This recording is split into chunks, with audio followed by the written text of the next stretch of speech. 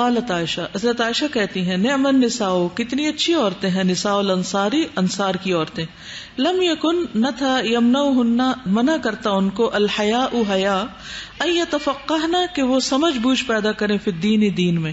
یعنی اسلام نے عورت کو اتنا کانفیڈینس دیا کہ اس کو دین سیکھنے اور سمجھنے اور دین کے نازک معاملوں میں سوال کرنے کی ہمت اور حوصلہ بخشا. اسی لیے ان عورتوں نے اپنا بہترین کردار ادا کی.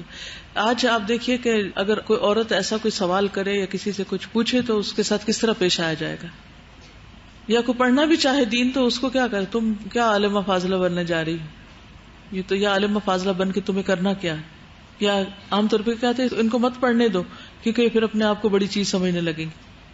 تو اس حدیث سے کیا پتہ چلتا ہے کہ نبی صلی اللہ علیہ وسلم نے ان عورتوں کی تعریف کی ہے کہ جو دین سیکھنے کے معاملے میں حیا نہیں کرتی، یعنی دین کو پورا پورا جانتی. آج کی عورتوں کا حال یہ ہے کہ اگر ڈرائیور سے بات کرنی ہو، کسی دکاندار سے بات کرنی ہو تو بالکل نہیں شرمائیں گی، بہت کانفیڈنٹ ہیں. لیکن اگر کوئی دین کا سوال کرنا ہو یا دین کے بارے میں جاننا ہو تو پھر ان کو شرم آتی.